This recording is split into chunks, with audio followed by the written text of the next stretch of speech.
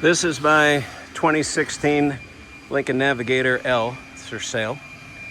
It has 143,000 miles.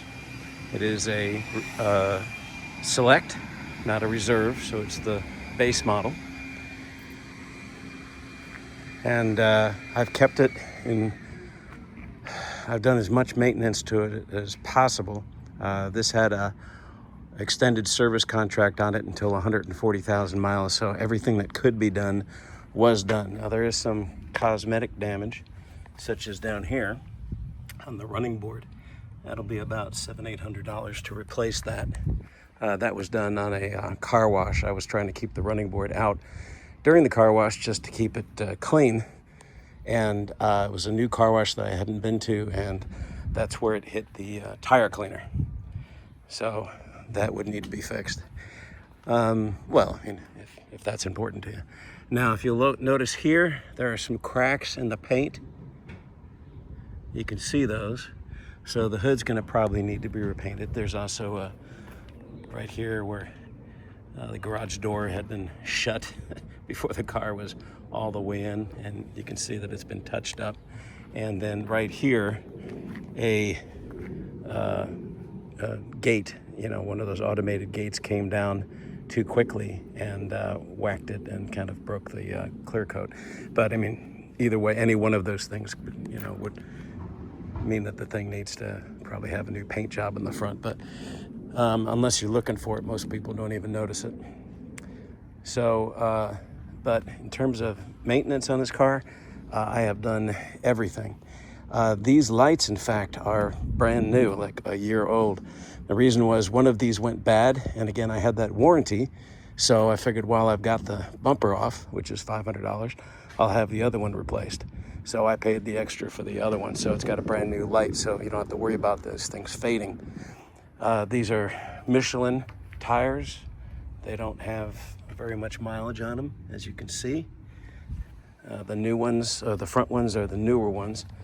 The ones in the back are not quite as new, but look almost identical in terms of tread. And we can just walk around, take a look at the rims. You see there's a little bit of damage right there in that one. And this one looks pretty good. A little bit of damage down there on the right side. And here you go. This one looks pretty clean. So let's just walk around the car. It is an L, so it's got the extended wheelbase. So it's got 122 square feet of storage space. It's pretty large. And so 44 square feet, or cubic feet, sorry, in the back alone, behind the rear seats. Now, if you just do this, pull that down, pull that down. Oh, that looks like it wasn't terribly cleaned well, but now these are just scratches, but some of them could be gotten out. Here is, you can see that these are working. I can return them back up, no problem. You could also do it separately. See that? So they both work independently and come all the way back up.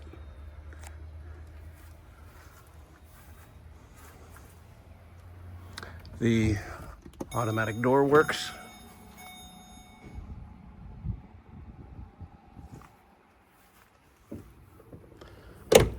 The button here works so that you can also open up the glass separately.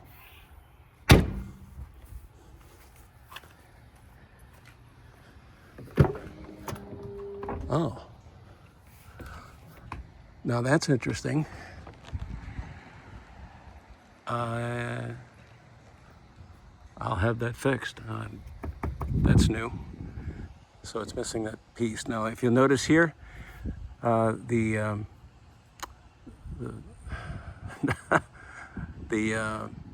roof racks, I've taken them off just to improve the mileage a little bit. I don't know, honestly, that they did that much. But I do think it did quiet it down a little bit at highway speeds. I've got those in the garage. It's got mats. They're not in the greatest shape, but it's got mats. And this folds down, folds up. You can see how clean this is. Back hasn't been used very much at all. And the back is actually big enough for an adult to sit fairly comfortably for a period of time. It does have a little ding right here in this. You can see that the mirrors fold in and fold back out. See? This has, you can see how that moves forward and the steering wheel adjusts. It's got that automatic exit where it makes it easier for you to exit. Turn this on.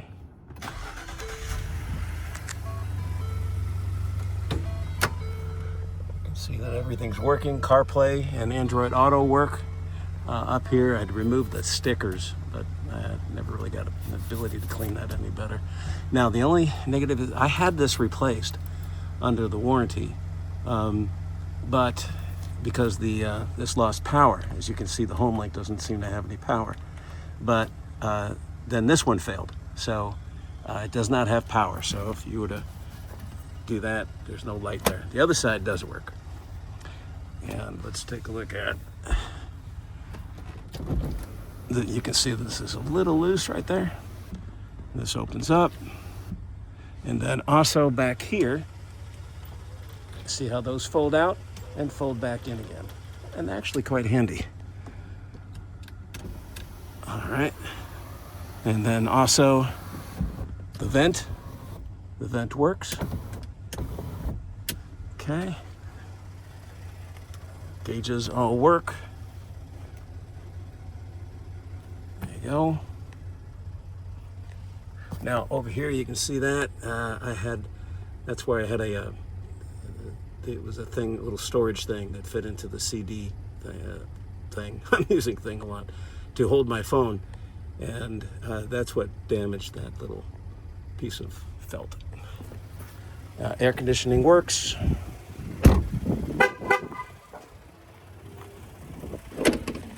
I forget which side this is on. It's over here. There's the engine. The clicking is normal. It's direct injection. It's just dirt in there. There's nothing leaking. The battery's new.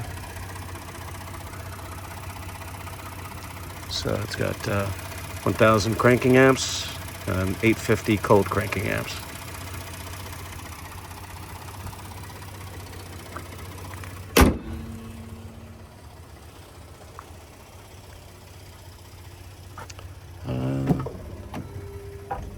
Yeah, we can go for a little bit of a drive here.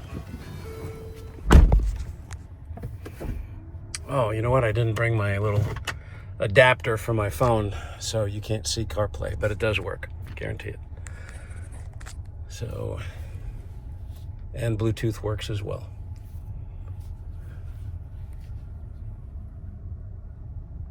That's my new one. Only 34,000 miles. So I love this car so much, I bought another one. You can see it shifts smoothly. Sometimes it can shift a little bit abruptly between first and second, and it's been like that for about 60,000 miles. I had I think it's called the ECM, the electronic control module reset at one point, and it shifted much smoother for a while, and then it started getting a little rough again. I think the reason is that the electronic control module probably could be due to be replaced. So mechanically it works fine because it works smoothly when there's it works smoothly when I don't know what this guy's doing. There's no traffic. So it works smoothly when it's been reset. And then what happens is the system learns, and when it starts learning, apparently that's when eventually it'll start getting maybe a little bit rough between first and second gear. And when I say rough, I just mean like a slight jolt that most people honestly wouldn't notice, but I do. But I do notice that on the new one, it is a little bit smoother, so I think it's just the ECM. But you don't have to have it replaced. And you can see that it's not shifting roughly now, as long as it just happens periodically. Usually it happens when you slow down.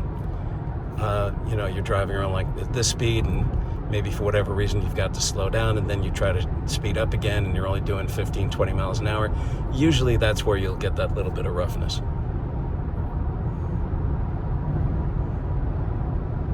See, it's nice and quiet in here.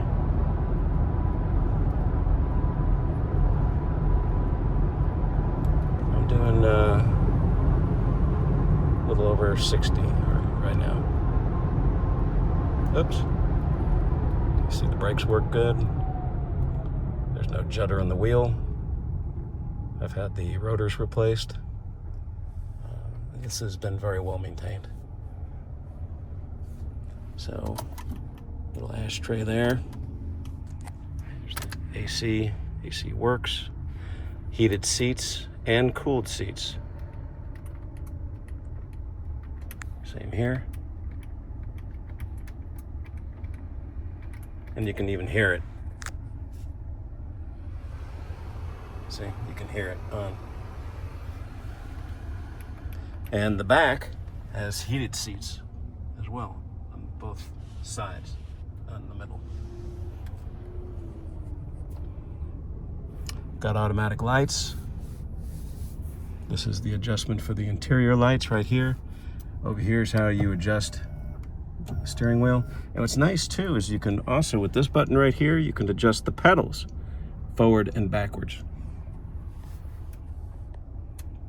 And by the way, I don't have my seatbelt on and it's not dinging away. There's a way that you can program this to turn that off with Ford. What you do is you turn on this without turning on the car, and then you wait for the seatbelt light to go on for about a minute, and then when it turns off, then you buckle the belt repeatedly 3 times. Click, click, click, click, click, click. And you can see the speed here. I'll give you some. That's floored. That's 60 miles an hour. So you can see that's plenty quick. It's probably 6.5 seconds, 0 to 60. Not bad for a 6,000 pound car. So anyway, what you do is you click that 3 times, then the light will blink, and then you click it again, and then what you've done is you've turned off the seatbelt warning light and buzzer, and you do that on both sides, both this side and this side. And then you can sit in it without having to worry about getting bugged if you don't happen to have your seatbelts on, which is pretty handy sometimes, especially, I'm a realtor, and sometimes I'm getting my signs, the open house signs. Sometimes there's 20 of these signs on the way to a house. And to get in and out of the car and having that thing ding at you, drive you crazy. So, besides that, I've seen the stats. And the stats for cars, 2016 going forward, and it's not the age of the vehicle, but from the year 2016 going forward, because there's so much tech to keep you safe nowadays. Whether or not you're wearing a seatbelt or not, it doesn't seem to matter in terms of surviving a crash, because there's so many airbags. In fact, this thing's got airbags in the back, side airbags. So there you go. So you can see it's nice and quiet. Now, it has had a few accidents. When I bought it, it had already had 2, one in the front, one in the back. And that was with the previous owner. That was the work was done professionally at North Park, Lincoln in San Antonio, where I bought the car with only 11,000 miles when it was a year and a half old. And I have been rear-ended twice since. In fact, that's the reason I'm selling it separately. I was scheduled to bring this car in and trade it to that store up in Kansas where I bought the new one. And I got rear-ended again. So that was also repaired under warranty. Not a warranty, but under insurance, and it's been professionally done. So I've got all the receipts on this car. I think just about every receipt. I don't think there's anything missing. Oil changes, work done at dealers, whatever, alignments, I've got it. So I've kept all the data. In fact, I've got a current 3-year alignment warranty. I can't remember the name of the store. It's down on Coit, just north of 121. And I could go get this thing aligned for you for free. I don't know if that alignment warranty goes along with the car or just for me. I can check for you if you want. So, anything else that... Oh, I was going to show you this one. See, that has power. And I think I showed you that. It was a little loose. Sunglass holder works. You need to grab those.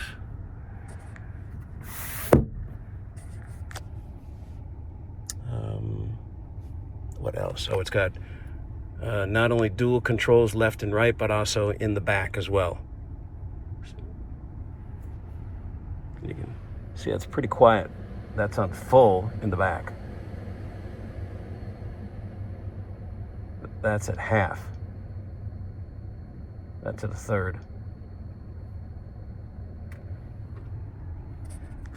So right now I've got it set for all 3 zones are working.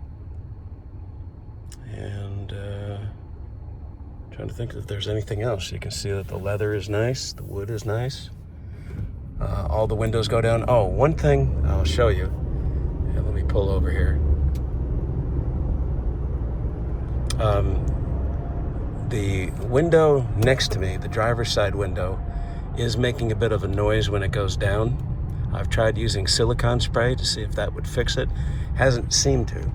And when it got really cold out, it actually got stuck and I had to pull it up. And once it warms up again, it seems like it's working okay, just making that noise. So I don't know if that's something that can be fixed with just some WD-40 or if that's going to require a regulator or motor. But right now, I mean, it is working. So you can see how it makes that noise. And then it goes up. And that streaking you see is the silicone spray I put in there. The front ones are auto up and auto down. The rear ones are manual. You can see they're a little faster. And right over here.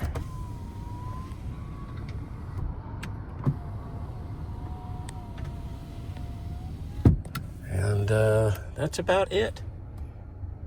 So I'm pricing the car at $12,990, and you can see it's got 143,000 miles and change. And I hope you find this informative.